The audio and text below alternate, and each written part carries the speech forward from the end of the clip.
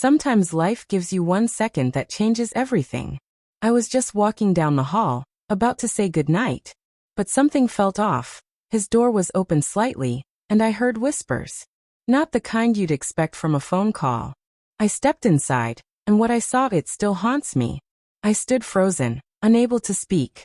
He looked at me, not surprised, not guilty, but angry. As if I had violated something. But what about the trust he'd already broken? That night, I learned that what you accidentally walk in on might be exactly what you need to see. It was a Tuesday. Nothing magical ever happened on a Tuesday, or at least, that's what I told myself as I rushed out the door, coffee in one hand, phone in the other. I had no intention of being anywhere but home that day.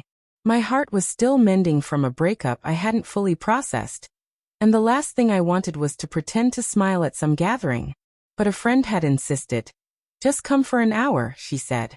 You need to get out of your head. Reluctantly, I found myself outside a quaint bookstore cafe tucked into a quiet corner of the city. The sky was overcast, and a light drizzle painted the windows with streaks of silver. I pushed the door open and stepped into the warmth, not even sure where the group was meeting. My friend had texted back room, without any real instructions. I made my way toward the rear, distracted, scrolling through my messages, when I opened the wrong door. A small room dimly lit. A single person sat inside, flipping through the pages of a worn-out novel, a half-drunk cup of coffee resting beside them. I froze. They looked up, startled but calm. You're not supposed to be here, they said with a raised brow and the ghost of a smile. I apologized immediately, stepping back, fumbling with the door handle like I had just walked into someone's secrets. But they didn't seem upset. They nodded toward the empty seat across from them. Well, since you're here. Something about their tone was disarming. I hesitated for only a second before sitting down. Unsure what I was doing, unsure why I felt strangely at ease. The conversation started awkwardly. I mentioned I was meeting someone, but clearly missed the mark. They laughed, told me this room was usually reserved for staff. Then, just like that, we began talking, not small talk but real conversation. Books, music, coffee preferences, childhood stories. Every answer led to a new question, like we were quietly unraveling threads of each other's lives without even realizing it. I forgot about my friend. Forgot why I came. The rain outside picked up, but inside that small room time slowed. It felt bizarre, surreal even. How two people could feel so familiar after just 20 minutes. They had this calmness in the way they listened, like they were present in a way I hadn't experienced in a long time. We barely knew each other, yet something unspoken clicked. I told them about my day, and before I could stop myself, I mentioned the breakup. Just a few words. Not to invite sympathy, just to be honest. They didn't flinch or rush to fill the silence. They just nodded. That kind of pain doesn't go away overnight, they said. But maybe it gets lighter when someone's willing to carry a little piece of it with you. That stayed with me. Eventually, I got a text from my friend asking where I was. I stood up, reluctant to break whatever strange moment we were sharing. I thanked them for letting me intrude, and they smiled again, soft, understanding. Sometimes the wrong door leads to the right place, they said as I stepped out. I didn't know their name yet. Didn't even know if I'd ever see them again. But for the first time in a long time, I walked away feeling something different. Not healed, but awake. Like maybe the timing wasn't so wrong after all. I saw them again a week later, entirely by accident. I was leaving the same cafe, and there they were, holding a book, scanning the shelves like they were searching for something only they could see. We made eye contact. That same quiet smile appeared, and without a word, we ended up sitting together again. There was no grand reason, just a shared understanding that neither of us needed one. It became a pattern. Once a week at first, then more often. No plans. Just showing up and seeing if the other happened to be there. And somehow we always were. Conversations deepened. I learned they preferred handwritten notes over text messages, hated loud places, and made playlists for every mood. They weren't flashy or loud, but they paid attention in a way that made you feel seen. When they spoke, they meant every word. And when they listened, they didn't interrupt. It was like being given permission to exist exactly as I was, no explanation needed. We didn't label it. There were no confessions or dramatic moments. Just consistent, quiet presence. They started bringing me books they thought I'd like. I started picking up their favorite tea. Small things. Thoughtful things. I realized how much space I had been giving to people who never really saw me, and how different it felt to be seen without performing. One night, I told them about a memory I hadn't shared with anyone in years. Something small but painful. I expected discomfort, maybe a quick subject change. Instead, they looked me in the eye and said, "That must have been heavy to carry alone." It wasn't pity. It was understanding. And it cracked something open in me I didn't know was still locked. We walked a lot. No destination, just moving. They said the best conversations happen while walking because you don't have to look at each other. I started to believe that. I found myself telling them things I didn't plan to say, fears, regrets, hopes I hadn't voiced aloud before. They didn't flinch or give advice. They just kept walking next to me. I started sleeping better, smiling without thinking about it. Music sounded different. Food tasted richer. The city felt less overwhelming. It was like color slowly returning to my life, and they didn't even know they were holding the brush. Still, I questioned it. Was it too fast? Too easy? I'd learned to associate love with effort, with proving myself, with trying too hard. But this was different. This felt like being still and finally letting someone sit beside me. There was a moment, quiet, unremarkable to anyone else. We were reading at the cafe. I looked up and caught them just watching me. Not in a dramatic way. Just content. Present. My chest tightened, not with fear, but with the terrifying realization that I didn't want this to end. But I didn't say anything. Neither did they. Maybe we were both afraid to name it. Maybe we knew the second we did, it would become real, with all the risks that come with real things. So we sat in silence, pages turning between us. And I started to wonder if maybe this wasn't just a coincidence. Maybe the wrong time was never wrong at all. It changed with a single message. Not a goodbye, not even dramatic. Just a short, polite note saying they'd be traveling for a while. No clear timeline, no details. I stared at the screen, rereading it, hoping I'd missed something. But there was nothing between the lines. It wasn't cold. It wasn't emotional. Just distant.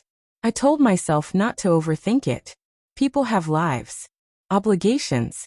Maybe it wasn't about me. But silence grew louder by the day. The steady rhythm we'd built gone. No cafe meetings. No long walks. No quiet glances. I kept going back to the same place, hoping maybe they'd show up like before. They didn't. At first, I tried to distract myself. Work, errands, background noise. Anything to avoid the stillness they used to fill. But everything I did reminded me of them. A song they'd once hummed under their breath played in a store. Their favorite tea sat untouched in my kitchen. Even my books felt heavier, like they were missing the weight of their voice beside me. I never realized how much space they'd taken up until they were gone. Not in a dramatic way, but in the way absence lingers. Quiet, stubborn everywhere. I started doubting. Was I just a passing chapter in their story? Was I reading too much into something that meant less to them? I remembered the things they'd said, the way they looked at me, how natural it had felt. I wanted to believe it had been mutual. But without words, memories start to rewrite themselves. Weeks passed. The cafe visits became rituals more than hope. I'd sit, read, sip slowly, glance at the door without meaning to. I didn't text. Neither did they. I thought about reaching out 100 times. I didn't. I wasn't sure if I was giving them space or protecting myself from the answer. Eventually, I stopped going. The silence became too familiar. The uncertainty became exhausting. Life moved on. It always does. But some parts of you stay paused, even while everything else continues. One night, I found myself walking the long way home. No purpose. Just restlessness. My path took me near the cafe.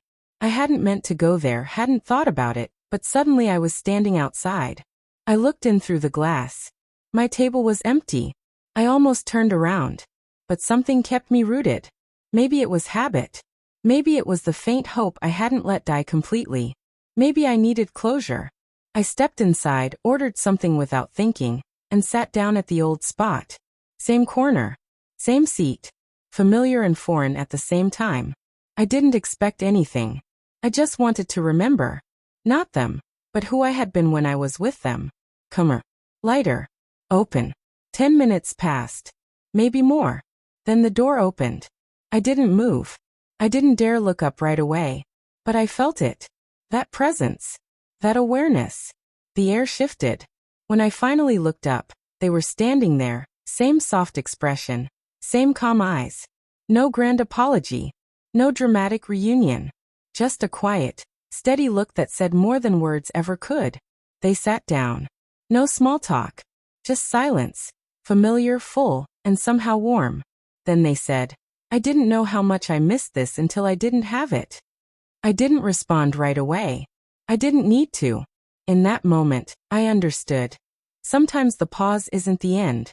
Sometimes it's space we need to realize what we've found. And sometimes, the right time doesn't arrive with a plan. It walks back in when you've finally made room for it.